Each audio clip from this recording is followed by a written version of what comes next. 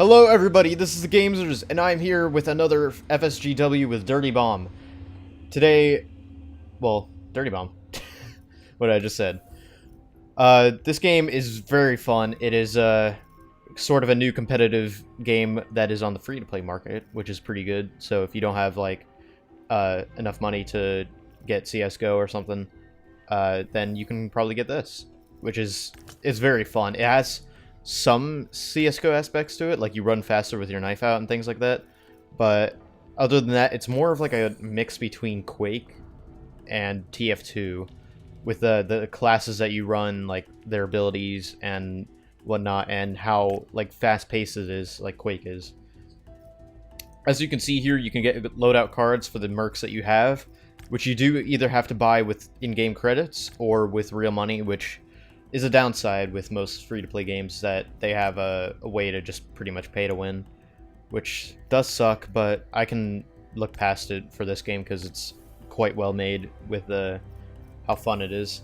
As you can tell, you can buy cases that will give you a random loadout card, whether it's crappy or good, with 1,000 credits. Elite cases, which are expensive in real game money, or real money, you can get a booster that boosts how many credits you get per game with real money. Loadout cards that you can either spend real money on or credits, but they're kind of expensive.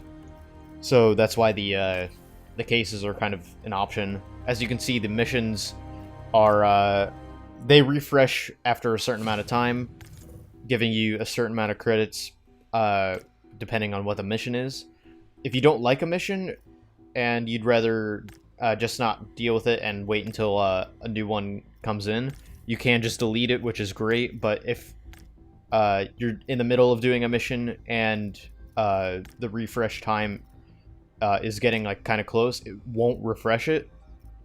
So you can just do a mission that you want to do, so it will give you the credits for that, which is very nice. And I think that part is very well made. Only thing I don't like is that you have to wait quite a while before getting new missions, but I guess that kind of balances out that you just can't farm missions that you want to do that are easy, that get you a lot of credits, because you can just like delete them until you get that one. But they do it a kind of good way. They just kind of randomize it and do whatever, and it's very fun.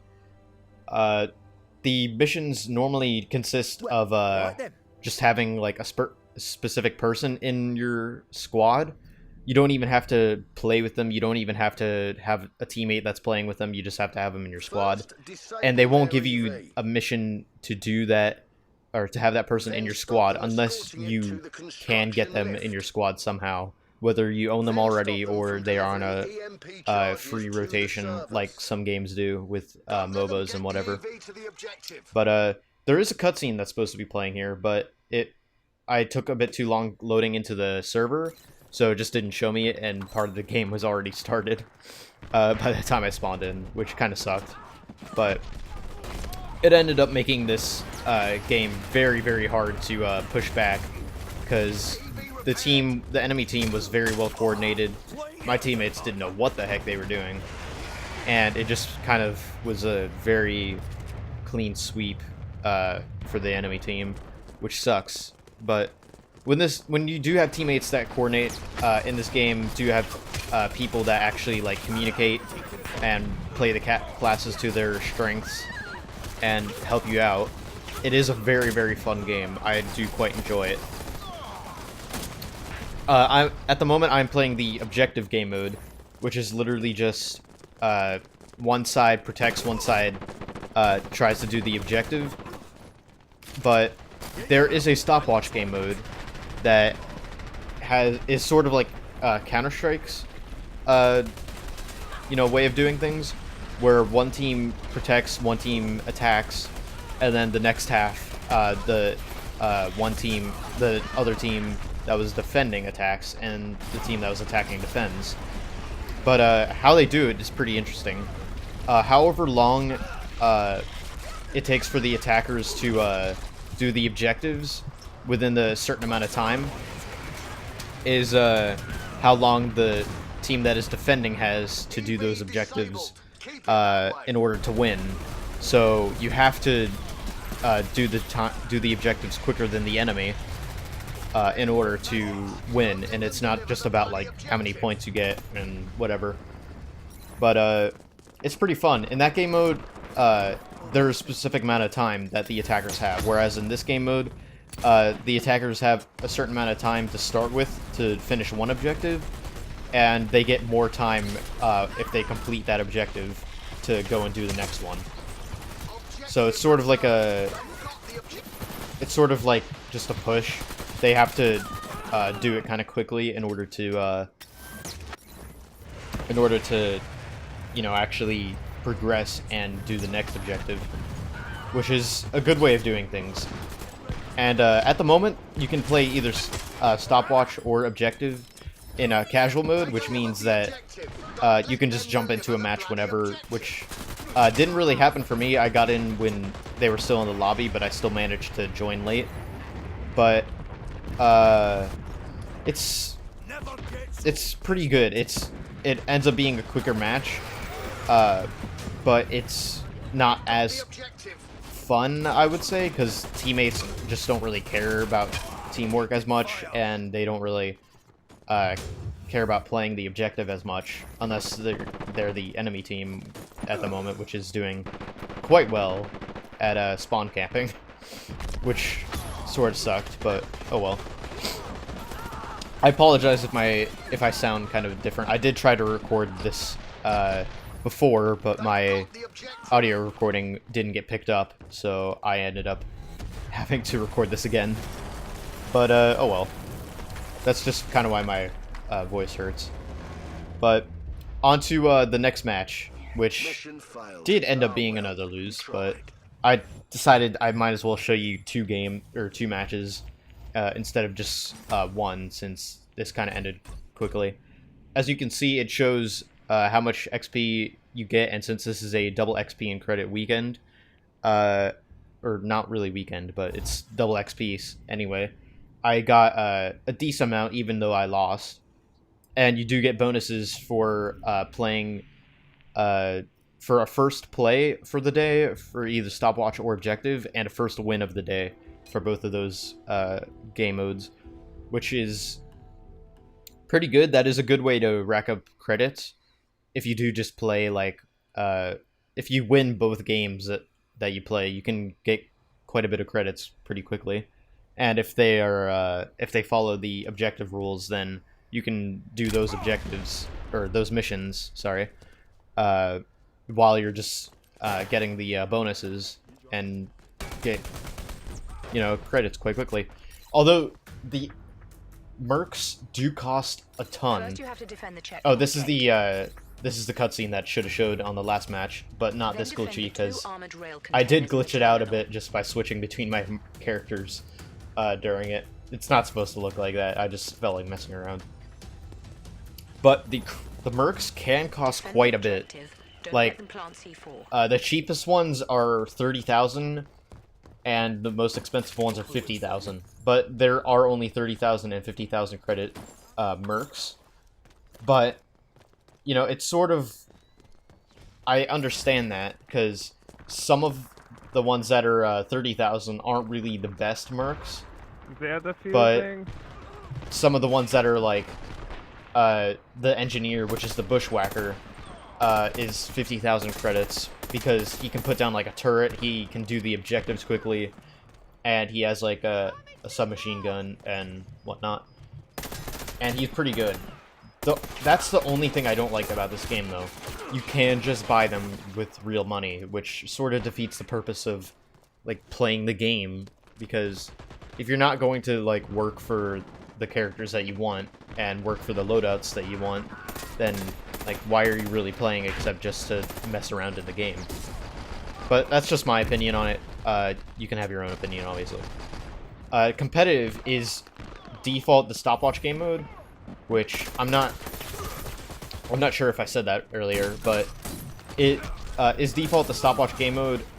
It is the only game mode that you can actually play on competitive at the moment, since it is the most esports-like game mode.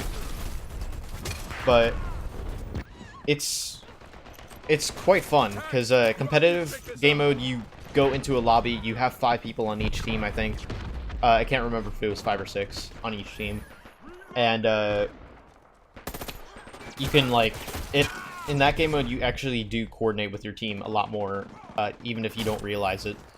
But it's quite good.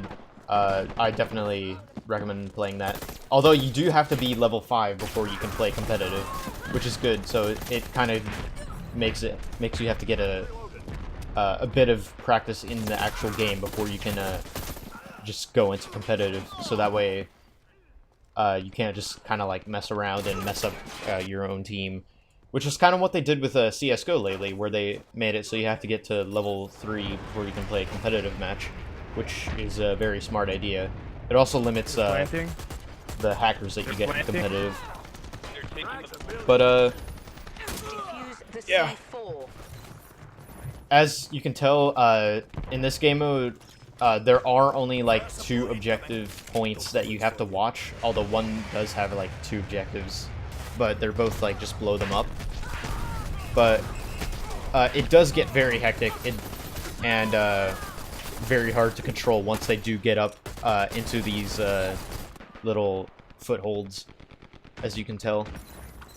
I did try to make this video 10 minutes, I will admit, but I did want to just like give some gameplay about the matches that I showed, or that I played, to show you guys like what most of the game is actually like. So it's not just like, oh, I'm halfway into the game and I just won't show the end, because that would be kind of stupid. I don't know what that guy was doing. He just ran into a death sentence. But yeah, I will say but a lot during the series, because I am trying to record this commentary live without any script or whatever, because I don't like scripting. It's boring and takes away from the spontaneousness of it. That ability that person has is martyrdom, kind of like in some of the Call of Duty games, and that ability gets me killed so often, because I'm not sure if they can release it whenever they want, or if it's just like whenever they're about to die for good. Because in this game, you do have, when you kill someone, you do have to finish them off when they're on the ground, or they can be revived or like helped up by a teammate. Those mines also get me a lot, because I never expect them, which is very annoying. But I suppose that's the point of the character that they play. It's supposed to, you know, sort of be effective. Because if the character wasn't effective, then nobody would want to play them. But each class does sort of have its own ability, even though there are like 2 classes that are roughly the same. Like for the medic, there is a medic that has a health station that you put down, and there's a medic that has health packs that you can throw to people. Like the support that I'm playing right now, they have ammo packs that they can throw to people. And there's another support that has ammo station that you can put down and resupply it, which gives you ammo over time. But you just put one down, and after a certain amount you can put another one down, but I'm pretty sure it deletes the first one. I'm not entirely sure. Whereas with the ammo packs and health packs that you can throw to people, you only have a certain amount, and after a cooldown you regain one. So you can just like storm up, and you do get XP whenever you throw one down, which is nice, and just resupply yourself, which is why I like playing Skyhammer. Which is kind of why a lot of people like playing Skyhammer, because he's very effective, the airstrike is very strong, and it's nice not having to worry about ammo. But he's sort of like the default character at the moment, because he's the one that you kind of start off with. And Aura is the medic that you start off with, that has a shotgun and a health station. Both medics do have defibs, so you can revive people instantly, whereas everyone that doesn't have a defib has to wait quite a bit of time to help that person up by holding F, which can be quite dangerous, because you can't shoot people while you're helping someone up, and they can't shoot someone while they're down, as you could tell. But if you don't want to like give someone the XP for finishing you on the ground, you can just press K to tap out and start spectating your teammates, which is what quite a bit of people sometimes, well, some people do, but some people just don't remember or just don't really care. So they just kind of wait and see if someone defibs them or helps them up eventually. And every character that is like the same class, kind of, like the medics and the supports, they do have their own sort of like versions of their special. Like Skyhammer has his airstrike, and Kira, which is the another support class, has like an orbital strike, which instead of just being able to throw anywhere, you have to target and be in sight of the place that you're targeting, and you can control it, but you can't just let it like stay where it is without having to worry about it. But yeah, thank you all for watching. This has been TheGamzers. I will probably be doing another FSGW some other time about some other game, probably Heroes and Generals. Bye.